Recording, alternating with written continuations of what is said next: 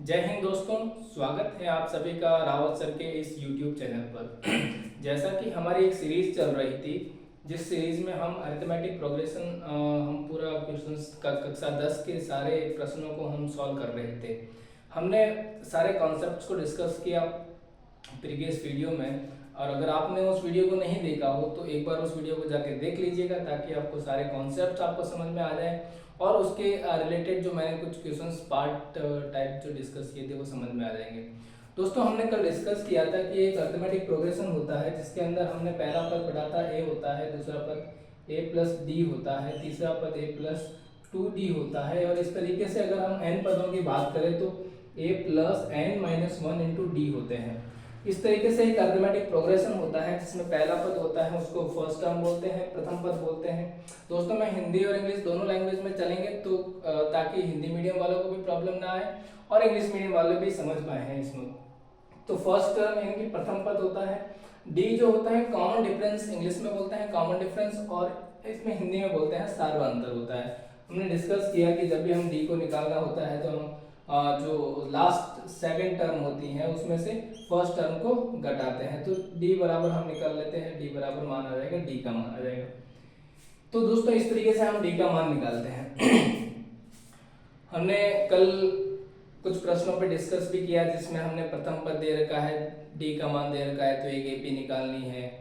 इस तरीके के टाइप के हमने क्वेश्चंस डिस्कस किया। आज हम थोड़े अलग टाइप के प्रश्नों को डिस्कस करेंगे और उस प्रश्नों में देखेंगे जो आपके कक्षा 10 की जो एनसीईआरटी है, उस एनसीईआरटी के जो डिफिकल्ट क्वेश्चन है या जो बताने लायक क्वेश्चन है, उन सभी क्वेश्चंस को मैं डिस्कस करूंगा। इनके सारों के सॉल्यूशंस आपके सामने मैं एक एक लिखूंगा, हिंदी में भी और इंग्लिश दोनों, बाइलिंगुअल दोनों लैंग्वेज में रखेंगे, ताकि दोनों लैंग्वेज के बच्चों को सहूलियत रहे, आसानी से समझ में आए। और चलिए दोस्तों, स्टार्ट करते हैं और आगे एक एक प्रश्नों को समझते हैं।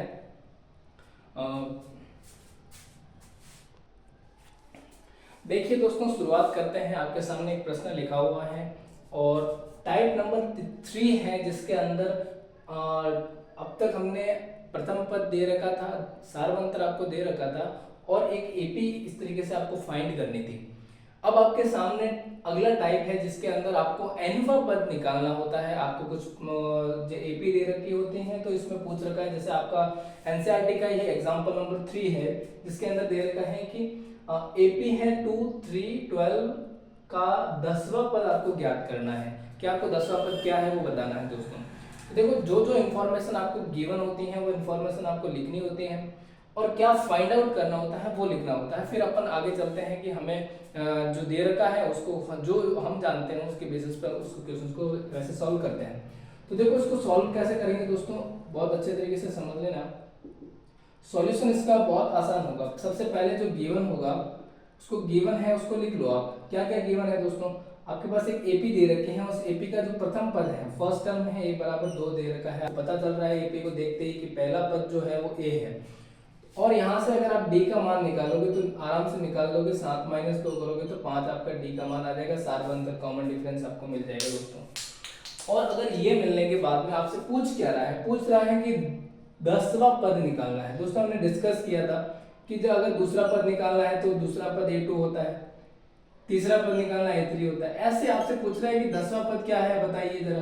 तो आपसे पूछ रहा है, तो ज्ञात क्या करना है, to find out a10 equal to. तो यहां से स्पष्ट पता चल रहा है कि n का मान कितना है दोस्तों, 10 है। और अगर n का मान 10 है तो आप क्या जानते हैं, आपने इसके बारे में प्रीवियसली पढ़ा है, एक फॉर्मूला आपने पढ़ा है। वो फॉर्मूला क्या था, वो फॉर्मूला ये था कि वी नो दैट, हिंदी वालों को ये बता दूं, गिवन का मतलब दिया है, अपन ऐसे लिखते हैं कि दिया गया है, दिया गया है, ये है प्रथम पद है, सार्वअंतर है। फाइंड आउट मतलब क्या ज्ञात करना है, ये वी नो दैट हम जानते हैं। हम क्या जानते हैं कि एनवा पद जो होता है उसका formula a plus N minus 1 into D होता है दोस्तों। तो हमें 10वां पद निकालना है, तो पहला पद हमारे लिए क्या है, दूसरा है, दो पद है। और n का मान कितना है,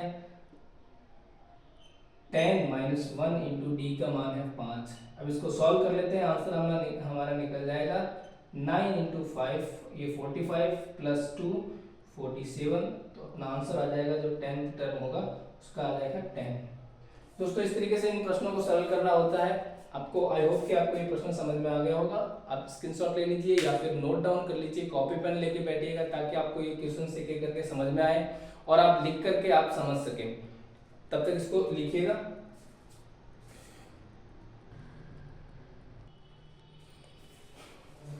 तो आपके सामने अगला क्वेश्चन है, एग्जाम्पल नंबर 4 है। आपसे कह रहा है कि एपी दे रखी है 21, 18, 15, इसमें कौन सा पद है जो -81 मिलता है। दोस्तों प्रश्न का पूछने का तरीका क्या है वो आपको समझिएगा जरा।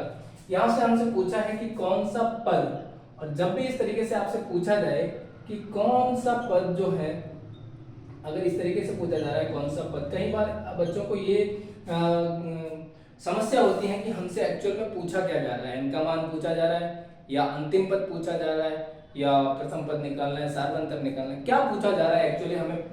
तो वो समझने में आपको लैंग्वेज को अच्छे तरीके से समझना पड़ेगा, तब आप एक एक जो टर्मिनोलॉजी है, जो इसमें कुछ लैंग्वेज है उसको अच्छे से समझोगे, तब आपको पता लग जाएगा कि क्या पूछा जा रहा है। तो जब भी आप ऐसे प्रश्नों को पढ़ोगे तो कहा जा रहा है कि कौन सा पद -81 है, तो आप कौन सा पद का मतलब आप कहोगे कि nवा पद, यानी कि कौन सा पद आप कहोगे, nवा पद जो है वो होगा, क्या होगा, nवा पद जो होगा वो होगा -81। तो nवा पद जो होता है वो हमेशा दोस्तों आपको ध्यान में रखना अंतिम पद होता है। nवा पद का मतलब अंतिम पद। हम बात कर रहे हैं ना ऐसा कि पहला पद, दूसरा पद, तीसरा पद, ऐसे ही अगर अपन ऐसे बात करेंगे कौन सा पद है ये, तो मैं कहूंगा ये nवा कहीं पद है जहां -181 आता है। तो इस तरीके से हम जहां पे भी इस तरीके की कोई टर्मिनोलॉजी आएगी तो वहां पे हम कहेंगे कि ये nवा पद हमें निकालना है। तो दोस्तों दे क्या रखा है, सॉल्यूशंस कैसे होगा देखो। हमें प्रथम पद दे रखा है, गिवन क्या है, गिवन है first term a equal to 21, और अगर अपन d निकालते हैं तो d 80 माइनस 21 करते हैं तो -3 हमें d का मान मिलता है। और हमें क्या दे रखा है, हमें दे रखा है nवा पद, यानी कि an का मान दे रखा है, हमें ये नहीं पता, हमें n का मान पूछ रहा है। हमें क्या पूछा जा रहा है, nवा पद। nवा पद जो होता है वो अंतिम पद, nवा पद जो होगा वही अंतिम पद होता है, अंतिम पद। तो nवा पद हमसे पूछा जा रहा है, nवा पद कैसे निकालेंगे दोस्तों, nवा पद तो हमें गिवन है 81, हमें पूछा जा रहा है nवा पद। तो हम जानते हैं, या इंग्लिश में लिखते हैं वी नो दैट, यहाँ पे दोस्तों लिख लेना कि हमें मान पूछ रहा है कि nवा पद क्या है। तो हम फॉर्मूला दोस्तों सभी जगह एक ही चीज चलेगी, a plus n-1 into D. और यहाँ पर आप n का मान, इसका वैल्यू आपके पास है माइनस का 81 है, a का मान कितना है 21 है, n का मान नहीं पता है आपको, है जैसे कि जैसे रखोगे, d का वैल्यू जो है वो रख लो -3 है। अब इसको सॉल्व कर लो, यहाँ पे मैं बोर्ड पे दिख नहीं रहा, वीडियो के अंदर कट जाता है इसलिए मैं यहाँ पे बताता हूँ आपको। -81 इक्वल टू 21 है, इधर आ जाएगा -21 कर लेते हैं इसको दोस्तों।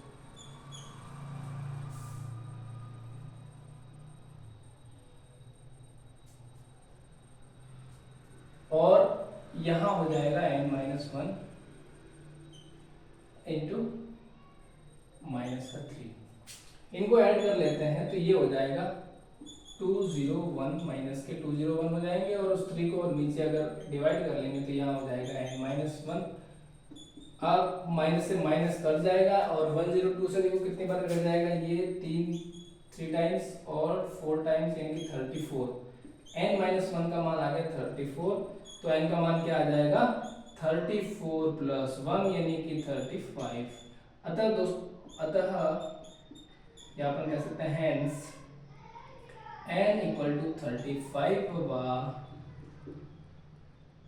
पद यानी कि a35 इक्वल टू होगा -81।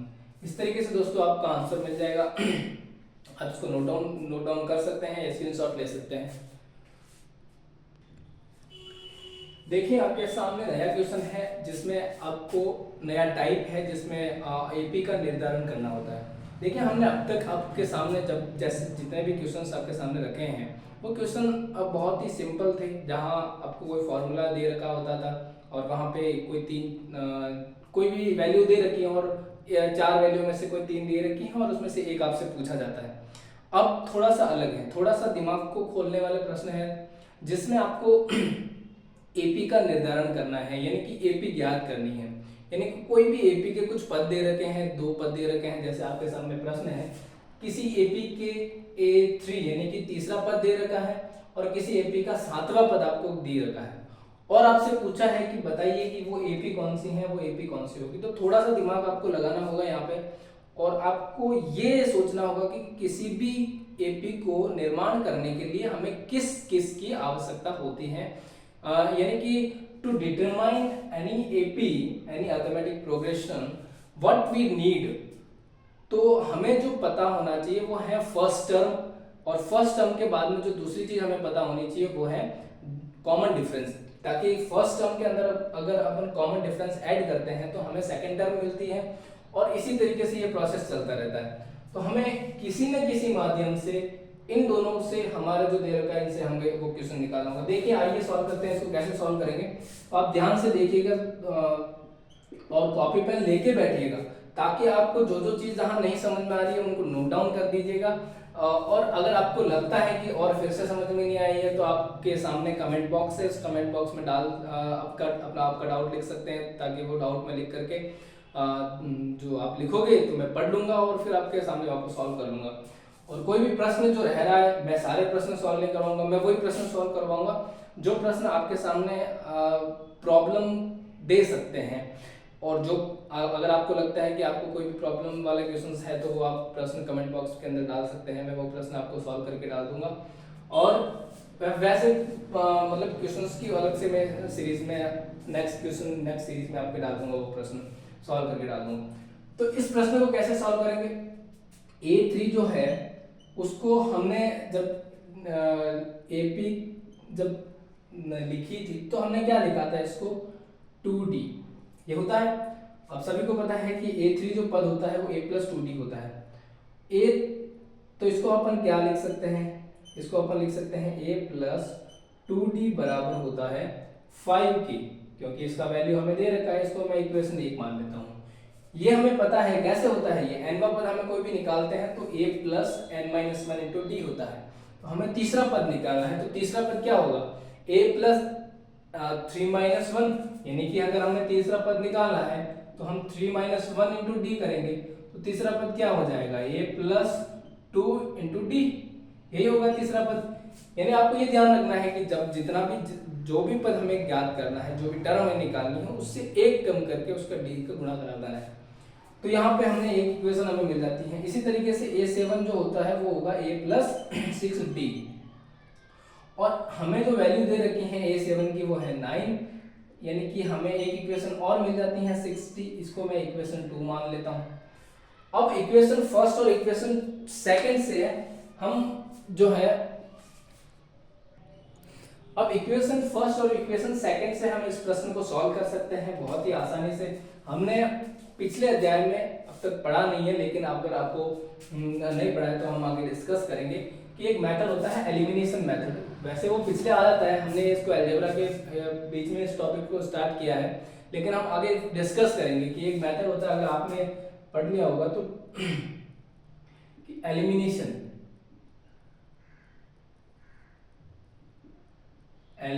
मेथड से हम क्या करेंगे, इक्वेशन फर्स्ट माइनस इक्वेशन 2 करेंगे।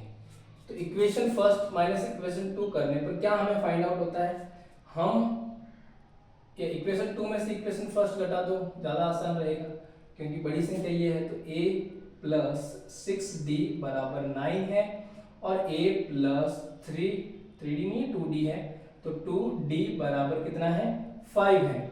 इसको जब भी हम घटाएंगे एलिमिनेट करेंगे तो साइन क्या हो जाएंगे दोस्तों, चेंज हो जाएंगे, ये कट जाएगा आपस में। तो 6D में से 2D जाएगा तो 4D बचेगा।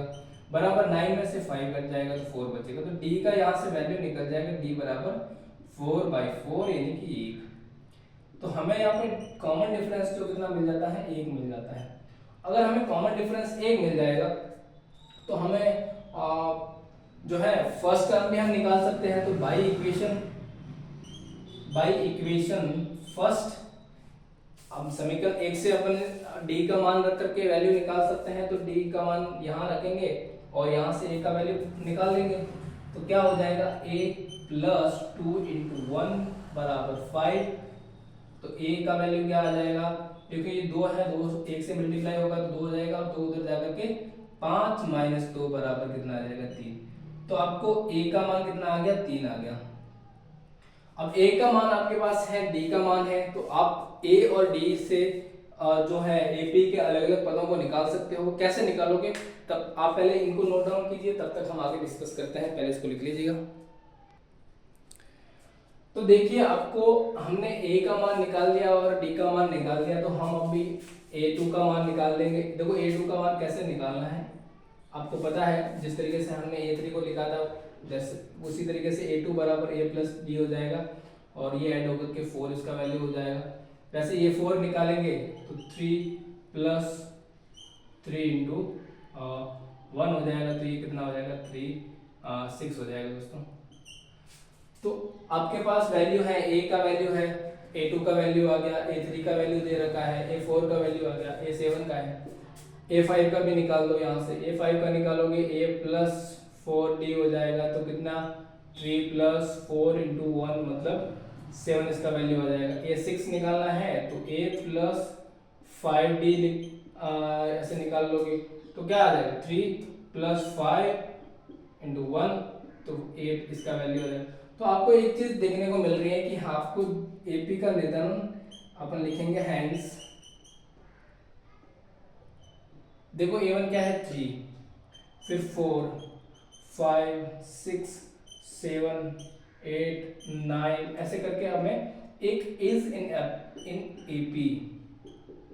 तो ये जो हमें एक AP हमें मिल गई। तो ये दोस्तों अब आपको पता लग गया होगा कि AP का निर्धारण कैसे करते हैं। हमें कोई भी दो टर्म दे रखी हैं तो उन टर्म के माध्यम से हमें उसको सॉल्व करते हैं, प्रथम पद को निकालते हैं और फिर कॉमन डिफरेंस निकाल करके इस तरीके से आपके सामने हम AP का निर्माण कर सकते हैं। तो आपको सबसे पहले ये चीज पता होनी चाहिए कि कॉमन डिफरेंस सभी में सेम होता है। तो कॉमन डिफरेंस सभी के अंदर सेम है, आप चेक करके देख सकते हो। वैसे कॉमन डिफरेंस क्या आ रहा है, फर्स्ट आ रहा है, मतलब 1 आ रहा है। अब नोट डाउन कर सकते हैं इसको।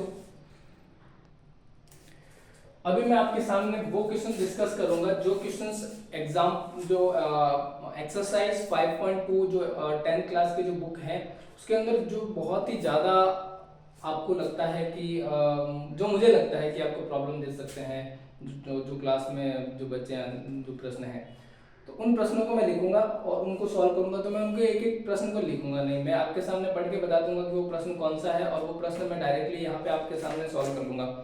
तो दोस्तों एग्जाम्पल नंबर 9 जो है बहुत सारे बच्चों को प्रॉब्लम देता है इसी एक्सरसाइज का। तो एक्सरसाइज 5.1 है बेसिकली ये। तो 5.1 से का जो 5.2 का जो एग्जाम्पल नंबर 9 है, तो 9 आप देखिएगा क्या दे रखा है कि 1000 की एक धनराशि 8% के ब्याज दर पर निवेश की जाती है। आपको यहाँ से ये बता रखा है कि जो प्रिंसिपल अमाउंट है वो प्रिंसिपल अमाउंट कितना है, जो प्रिंसिपल अमाउंट है, प्रिंसिपल अमाउंट, एक सेकेंड दोस्तों हिंदी में ही लिखते हैं इनको। तो देखिए आपके सामने एक प्रश्न दे रखा है, मैं आपको पढ़ के सुना देता हूँ। मैंने जो इन्फॉर्मेशन दे रखी है वो लिख ली हालांकि यहाँ पे, लेकिन आपको एक बार एक प्रश्न पढ़ के सुना देता हूँ ताकि आपको समझ में आ जाए कि इसमें क्या दे रखा है। 1000 रुपए की एक साधारण राशि दे रखी है 8% के ब्याज पर, वो साधारण ब्याज पर निवेश की जाती है। प्रत्येक वर्ष के अंत में ब्याज परिकलन करना है। क्या ये ब्याज जो है वो एक AP में है, ये ऐसा प्रश्न वाला पूछ रहा है। हमें ये भी ज्ञात करना है कि जो ब्याज हम प्रत्येक वर्ष निकालेंगे क्या वो AP के अंदर है, और अगर है और अगर ऐसा है तो हमें इस तथ्य का प्रयोग करते हुए हमें 30 वर्ष, तो 30 वर्षों का अंत में जो ब्याज आता है वो परिकलन करना है कि हमें अगर प्रत्येक वर्ष हम इस 1,000 रुपए को 8% के ब्याज के जो है अगर साधारण ब्याज पे अपन निवेश करते हैं तो 30 वर्षों के अंत में हमें कितना ब्याज परिकलित होता है या कितना मिलता है कुल मिला के। तो अपन कैसे फाइंड आउट करेंगे इसको, देखिएगा। हमें ये फाइंड आउट करना है दोस्तों। वैसे आपको एक साधारण ब्याज का कॉन्सेप्ट मैं आपको बता देता हूँ साइड में कि साधारण ब्याज होता क्या है। आप सभी को पता होगा साधारण ब्याज यानी कि जो इसको बोलते हैं सिंपल इंटरेस्ट, हिंदी में इंग्लिश में बोलते हैं सिंपल इंटरेस्ट। आपने पढ़ा होगा इसको। सिंपल इंटरेस्ट दोस्तों ऐसा ही होता है, वो बराबर इसका फॉर्मूला PRT अपॉन 100। तो PRT अपॉन 100 पर ईयर हर साल सेम रहता है, वो कभी बदलता नहीं। जो भी टाइम दे रखा है उस टाइम के लिए, हर टाइम पीरियड के लिए, चाहे 1 महीने के लिए हो, चाहे 6 महीने के लिए हो, चाहे 3 महीने के लिए हो, चाहे 1 साल के लिए हो, वो हमेशा सेम रहेगा, कभी चेंज नहीं होता है। यानी कि हर साल उसी मूलधन, उसी जो मूलधन दे रखा है, जो प्रिंसिपल अमाउंट जो प्रिंसिपल राशि दे रखी होती है उसी के ऊपर सेम रहता है। लेकिन अगर अपन कंपाउंडिंग की बात करें तो कंपाउंडिंग जो है हर महीने जो टाइम पीरियड होता है वो ब्याज के ऊपर ब्याज लगता रहता है, इंटरेस्ट के ऊपर इंटरेस्ट लगता है। उसका जो कंपाउंडिंग का एक अलग ही दोस्तों, कंपाउंडिंग को ऐसा माना जाता है, compounding is the 8th wonder of the world बोला है आइंस्टाइन ने। कंपाउंडिंग ऐसी बहुत शानदार चीज है, कंपाउंडिंग के बारे में कभी डिस्कस करेंगे, टाइम मिलेगा तो। आज हम एसआई के बारे में डिस्कस कर रहे हैं। एसआई बेसिकली यानी कि सिंपल इंटरेस्ट, बेसिकली ये आपके सामने फॉर्मूला, ये फॉर्मूला इसका होता है।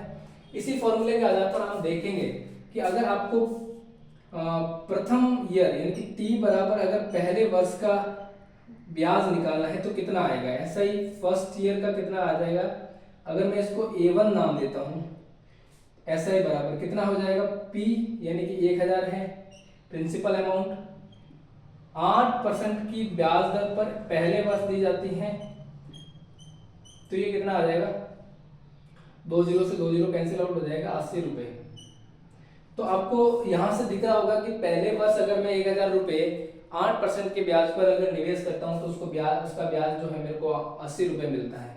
वैसे ही अगर मैं दूसरे वर्ष की बात करूं तो मेरे को उसी ब्याज के ऊपर, उसी रेट के ऊपर दूसरे वर्ष में कितने रुपए मिल जाएंगे, तो 2 जीरो से 2 जीरो कट जाएंगे, 8 दूनी 16, 160 रुपए मिल जाएंगे।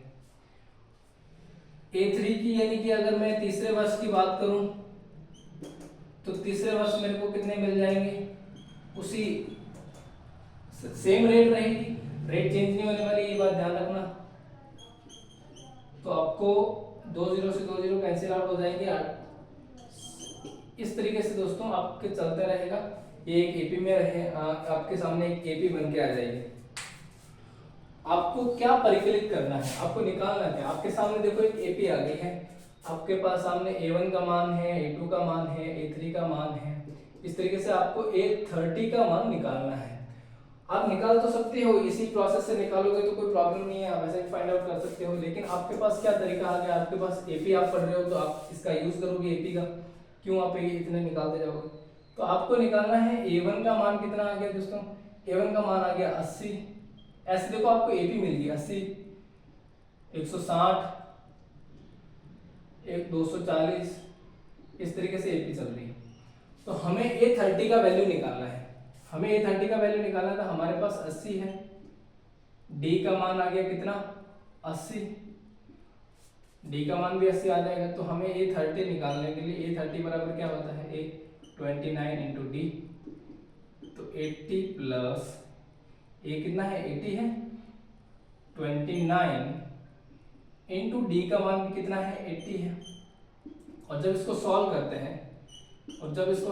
हैं, तो क्या आ जाएगा देखो, 89 को इससे मल्टीप्लाई करेंगे तो कितना आता है 89, 80, 8 9 70, 2 7 और 7 ऊपर चला जाएगा, 60 और 7 कितने हो जाएंगे 30, इसमें 88 हो जाएंगे तो ये हो जाएगा। तो दोस्तों 30 वर्ष के अंत में जो ब्याज परिकलित होता है वो 2400 रुपये आपको मिलते हैं। उसी 1000 रुपये के ऊपर अगर 8% के ब्याज से आप पैसे को डालते हो, इस तरीके से आपको परिकलित करना है, इस फाइंड आउट करना है। तो आप इसको लिख सकते हो या स्क्रीनशॉट ले सकते हो।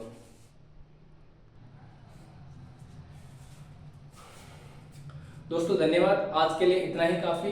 नेक्स्ट वीडियो में हम डिस्कस करेंगे, नेक्स्ट वीडियो के अंदर हम डिस्कस करेंगे कि जो भी क्वेश्चंस होंगे इंपॉर्टेंट इस प्रश्नावली के, उन क्वेश्चंस को अपन एक वीडियो और लेके आएंगे या इसके अगला और वीडियो हो जाएगा, उस 2 वीडियो के अंदर कवर कर लेंगे। तो अगर आपने इससे पहले वाला वीडियो नहीं देखा है तो आप पूरा वीडियो देखिएगा और एक एक जो कॉन्सेप्ट मैंने लिखा है उसको अच्छे से समझिएगा। अगर आपने चैनल को सब्सक्राइब नहीं किया है सब्सक्राइब कर दीजिएगा, ताकि हर बच्चे तक, आपके जो आस पड़ोस में जो भी बच्चे हैं उन सभी जो है आपकी इस सुविधा का फ़ायदा उठा सके। जो है इस एक एक प्रश्नों को जो मैं सॉल्व करवा रहा हूँ वो प्रश्न हर बच्चा जो है आराम से देख सके और सुविधाजनक तरीके से इसका सॉल्यूशंस देख सके। आपको कोई प्रॉब्लम आती है कमेंट बॉक्स में आप कमेंट कर सकते हैं, उस कमेंट को पढ़ करके मैं आपके सॉल्यूशंस का जवाब मैं दे दूंगा उसमें। ठीक है, तब तक के लिए जय हिंद।